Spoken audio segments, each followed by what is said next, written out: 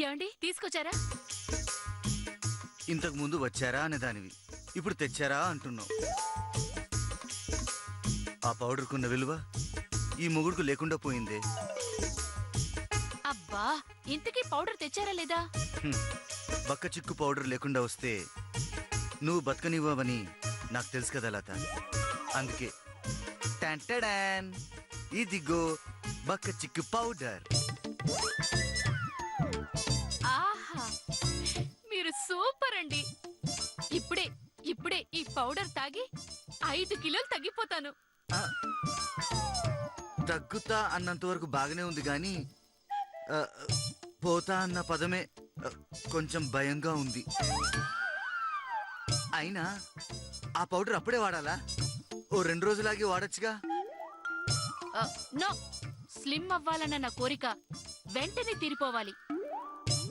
ఆ శిరీష కంటే నేను స్లిమ్గా కనపడాలి. అప్పటిదాకా నేను తాగుతూనే ఉంటాను. అవును, ఇంతకీ పౌడర్ ఎలా వాడాలి?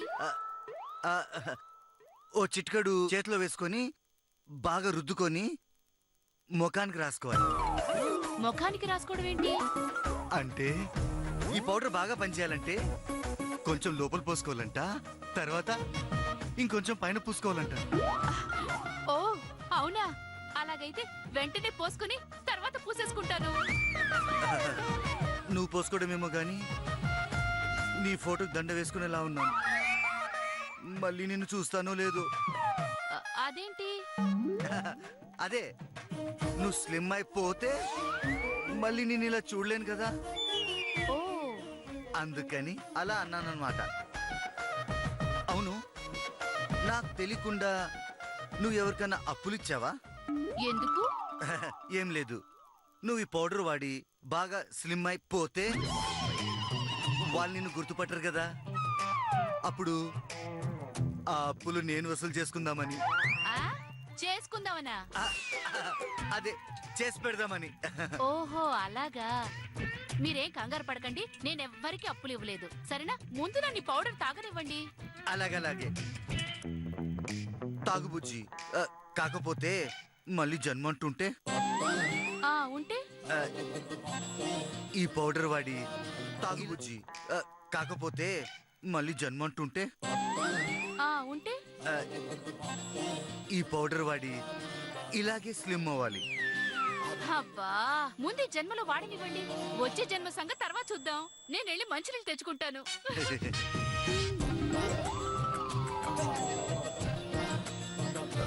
దేవుడా, నా లత నువ్వే కాపాడాలి.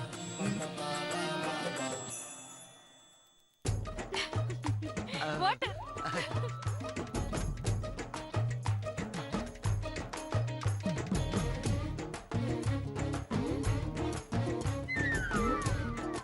ఇదేంటండి, ఇది మనం వాడే ఫేస్ పౌడర్ లా సేమ్ వాసన వస్తోంది. అంటే అది బూస్ట్ ఎవరు కలిపినా టేస్ట్ ఒకేలా ఉన్నట్టే, పౌడర్లో రకాలు వేరైనా వాసన ఒకేలాగుంటుంది. ఓ అదా, సరే అయితే.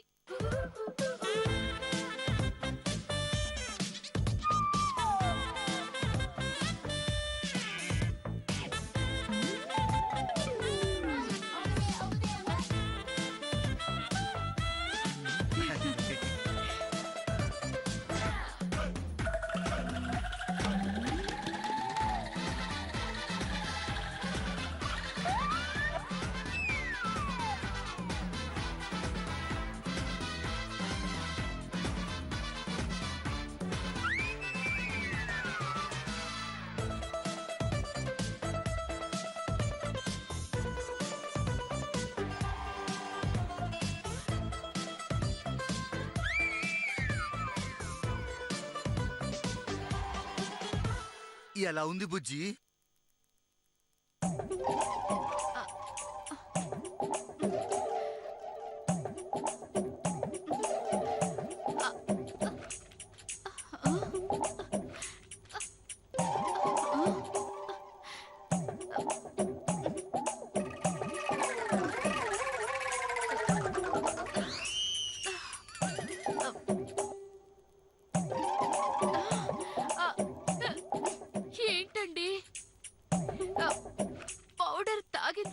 బుజ్జి కడుపులో ఏదో తేడాగా ఉంది.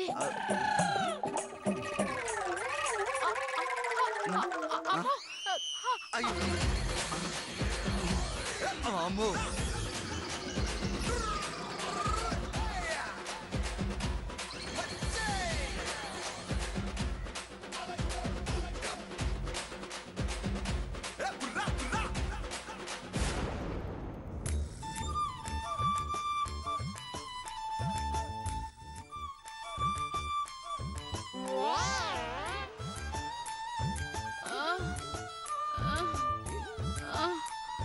అమ్మా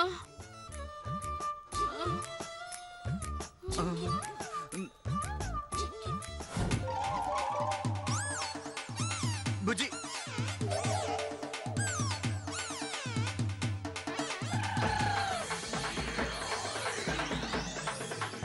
వామ్మో, పౌడర్ పనిచేయడం మొదలైనట్టుంది.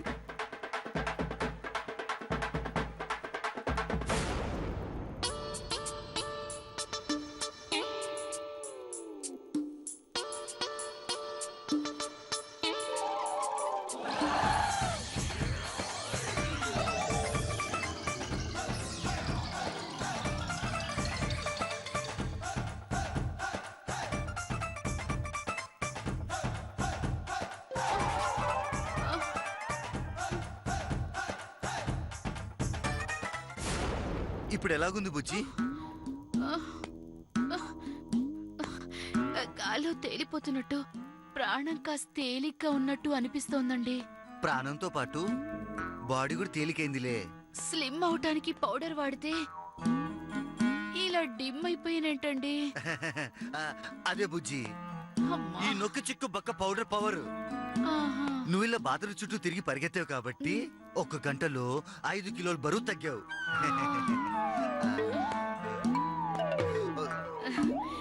నిజమేనండి, చాలా స్లిమ్ గా కనిపిస్తున్నాను. ఆ, యాండి, ఆ? ఇంకో స్పూన్ తాగనా? 1 స్పూన్ తాగావు కాబట్టి స్లిమ్ గా కనిపిస్తున్నావు. ఇంకో స్పూన్ తాగితే వద్దు వద్దు వద్దు. ఇప్పుడు రెస్ట్ తీసుకో బుజ్జి. దా, దా.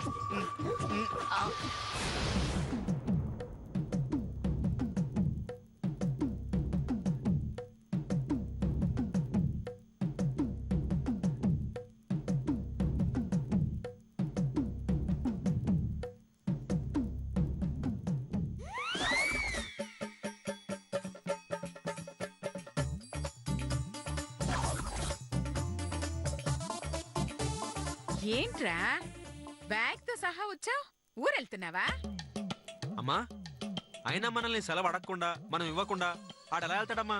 నేను ఊరెళ్ళటం లేదమ్మా. ఆ, మరి ఆ బ్యాగ్ ఎందుకు తెచ్చావు? వేరే చోట పని కుదుర్చుకుందామని వెళ్తున్నానమ్మా. ఆ? వేరే చోట పనా? నీ అప్పు ఇక్కడ ఇంకా తీరలేదు కదరా? ఏం అప్పులే బాబు, తీర్చడానికి నేనున్నా, తీసుకోవడానికి మీరుండాలి కదా.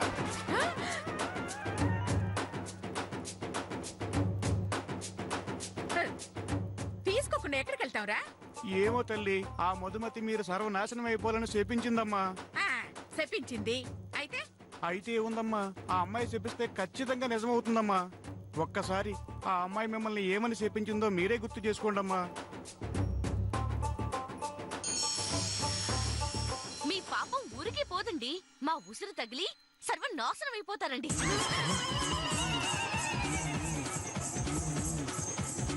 ఆ అమ్మ శాపాలు నిజమై మీరు సర్వనాశనం అయిపోతే, అష్ట కష్టాలు పడుతుంటే నేను చూడలేనమ్మా, చూడలేను.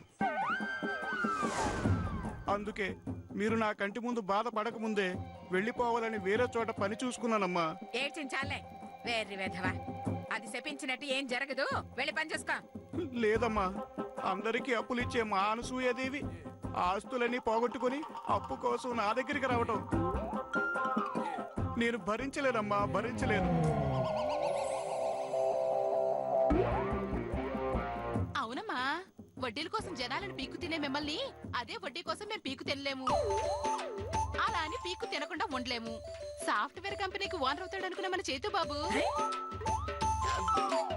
అదే మీ చేతు బాబు, ఏ కిరాణా షాప్ లోనో ఏ పాత ఇనప సామాన్ షాప్ లోనో లెక్కలు రాస్తూ ఉంటే మీరు ఆ షాప్ ముందు పొడుగులు బజ్జీలు అమ్ముకుంటుంటే నేను చూడలేనమ్మా, చూడలేను. చూడలేకపోతే దేనిలోనైనా దూకి చావండి వేధవ మహాలారా. అసలు మా మీద జాలి పడుతున్నారా? మేము నాశనమైపోవాలని ఆశపడుతున్నారా? ఆ మదమ్మ శాపానికి భయపడుతున్నావమ్మా. ఏడ్చారు. అది శపించటం, ఆ వంకతో మీరు ఊహించటం. ఈ అనసూయాదేవిని దాని శాపాలు ఏమి చేయలేవే. ఎందుకంటే శాపాలు తగలాలంటే మనం పాపాత్ములై ఉండాలి. కానీ నేను పుణ్యాత్మురాల్ని కదా. ఏంటి మీరు పుణ్యాత్ములా? ఏం పుణ్యం చేశారమ్మా? ఏంటా కష్టాల్లో ఉన్నామమ్మా అని కన్నీళ్లు పెట్టుకున్న వారికి అప్పులిస్తున్నానా? ఎన్ని కష్టాలైనా పడి ఆ అప్పులు వసూలు చేసి వాళ్ళని రుణ విముక్తుల్ని చేస్తున్నానా? రోజు దేవుడికి దండం పెడుతున్నాను, వీలైనప్పుడు ఉపవాసాలు చేస్తున్నాను. ఇంతకన్నా పుణ్యాలు ఎవరు చేస్తారే? 10 రూపాయలు వడ్డీకి ఇవ్వడం కూడా పుణ్యమని మాకు ఇప్పుడే అర్థమైందమ్మా. మంగా ఎన్ని రూపాయలకి ఇచ్చామన్నది కాదు, ఎలాంటి పరిస్థితుల్లో ఇచ్చామన్నదే లెక్క. అసలు మేమే గనక అప్పు ఇవ్వకపోయి ఉంటే ఎంతమంది ఎన్ని కష్టాలు పడతారో తెలుసా? ఎంతమంది జీవితాల్ని కోల్పోతారో తెలుసా? ఏయ్, అక్కడ దాకా ఎందుకే? మీ అమ్మమ్మ గనక మా దగ్గర అప్పు చేసి ఉండకపోతే ఈ రోజు నీకు మా దగ్గర పనిచేసే అదృష్టం వచ్చుండేదా? యారా, మీ తాతయ్య గనక మా అమ్మ దగ్గర అప్పు తీసుకుని ఉండకపోతే నువ్వు మా అమ్మని ఎక్కించుకుని రిక్షా తొక్కే భాగ్యం నీకు కలిగదా? చెప్పరా. కాబట్టి నేనిచ్చిన అప్పులే నాకు శ్రీరామ రక్షగా ఉండి ఆ మధుమతి పెట్టిన శాపాల నుంచి కాపాడతాయి. తొందరపడాలా బ్యాగులు సర్దుకోకుండా ఇంట్లోకెళ్ళి సామాన్లు సర్దే పని చూడండి. ఏయ్, వెళ్ళ వెళ్ళ.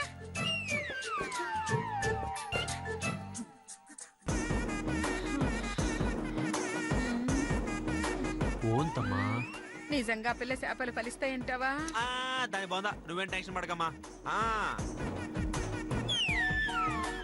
ఏమో, ఫ్రెండ్స్ చెప్పిన దాన్ని బట్టి చూస్తే ఫలిస్తే ఫలించచ్చు. మనం ఐ లవ్ యూ చెప్పిన దాన్ని బట్టి చూస్తే ఫలించకపోవచ్చు. చూద్దాం ఏం జరుగుతుందో.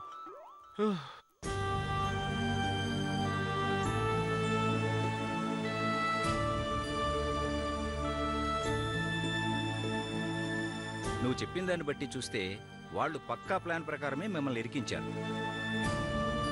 అయినా వాళ్ళంత దుర్మార్గులని తెలిసి డాక్యుమెంట్ చదవకుండా సంతకం ఎలా పెట్టారమ్మా? అదేనండి నాన్నగారి మంచితనం. ఎవరినైనా ఇట్టే నమ్మేస్తారు. అప్పటికి నేను చెప్తూనే ఉన్నానండి. కాకపోతే ఆ అనసూయాదేవి తన మాటల గారడీతో అవసరానికి మించిన అప్పులు చేసేలా అందర్నీ రెచ్చగొట్టిందండి. దాంతో గత్యంతరం లేక నాన్నగారు సంతకం పెట్టాల్సొచ్చిందండి. అర్థమైంది. మీ మీదున్న కోపంతో పగ తీర్చుకోవడానికి మీ నాన్నగారిని అడ్డం పెట్టుకున్నారు. ఓకే, ఈ కేసుని నేను టేకప్ చేస్తున్నాను. మీరు నిశ్చింతగా ఉండండి. మా భవిష్యత్తు మీ చేతుల్లో ఉందండి. మీరు గనక న్యాయం చేయకపోతే మేం అన్యాయం అయిపోతామండి. చూడమ్మా, ఈ లాయర్ భిక్షపతి సెక్షన్తో కొడితే ఉరి శిక్ష పడ్డవాడికైనా క్షమాభిక్ష పెట్టి వదిలేయాల్సిందే. మనం వాదిస్తే విన్ వన్ సైడ్ రావాల్సిందే. రేపు మీ ఇంటికొచ్చి ఆ అనసూయమ్మతో మాట్లాడి మీకు న్యాయం చేసే బాధ్యత నాది. ధైర్యంగా ఉండండి. చాలా థ్యాంక్స్ అండి. మరి నేను ఉంటానండి.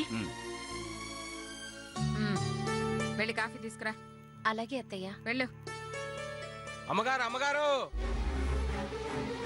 అమ్మగారు అమ్మగారు మీ దగ్గర 20 లక్షల రూపాయలు తీసుకున్న కాంట్రాక్టర్ రాజగోపాలు రాజగోపాల్ ఐపీ పెట్టి ఈ ఊరే వదిలి పారిపోయాడటమ్మా.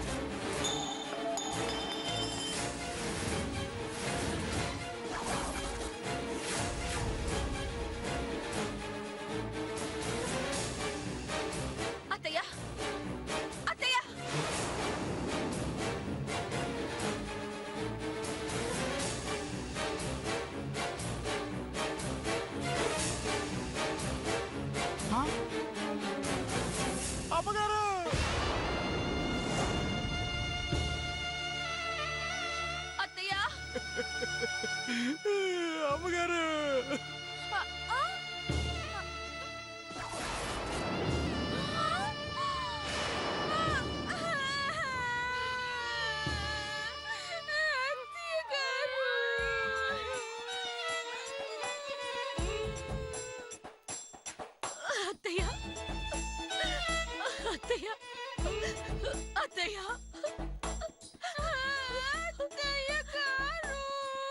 అత్తయ్య గారు నాకు తెలుసు అత్తయ్య గారు గుండ్రాయిలా ఉన్న గుండె వీకని. పాపం ఇంత తొందరగా పోతుందని తెలియక రోజు తిట్టుకునేవాళ్ళం. అత్తయ్య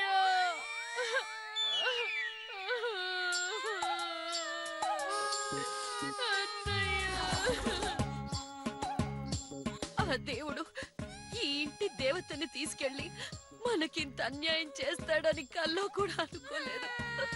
అవునక్క, పాపం అత్తయ్య గారు గడ్డి తిని గడ్డి గుడ్డు తిని మన కోసం ఎంత డబ్బు దాచిపెట్టారు.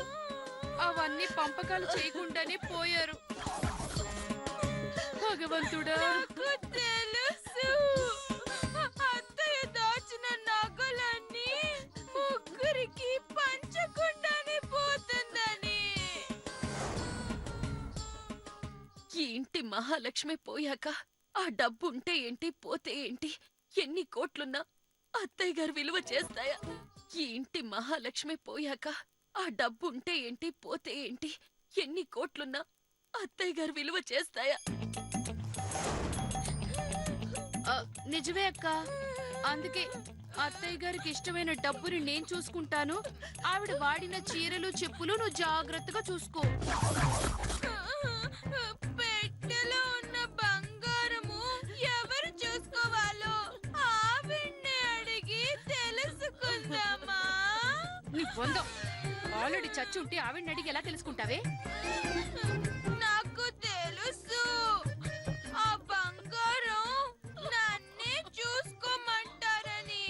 మరి వెంటనే ఒంటి మీద నగలు తీసేసుకుందామా? ఆ నేను పోతే నా రెండో కోడలికే నా డబ్బు చెందాలని అంటూ ఉండేది అత్తయ్య. అవును, నేను విన్నాను. అలాగే బంగారం నాకు చెందాలని అంటూ ఉండేవారు. అవును కదక్కా? అవునవును అంటూ ఉండేది.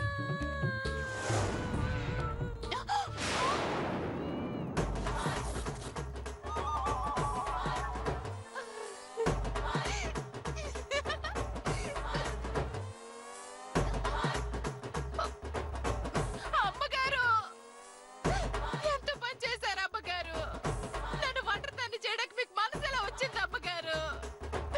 నాకు ఇక దిక్కెవరు అమ్మగారు? నేను చచ్చిన వెంటనే నువ్వు ఇంటి నుంచి బయటకు వెళ్ళిపోవే మంగ అని ఎప్పుడు బాధపడేవాళ్ళు.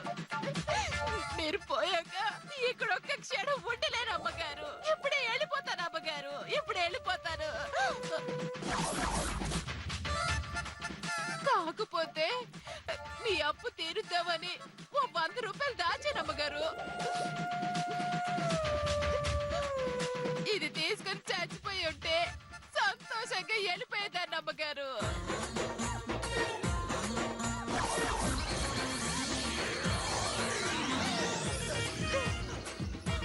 అమ్మగారు, అమ్మగారు, ఇదిగోండి అమ్మగారు.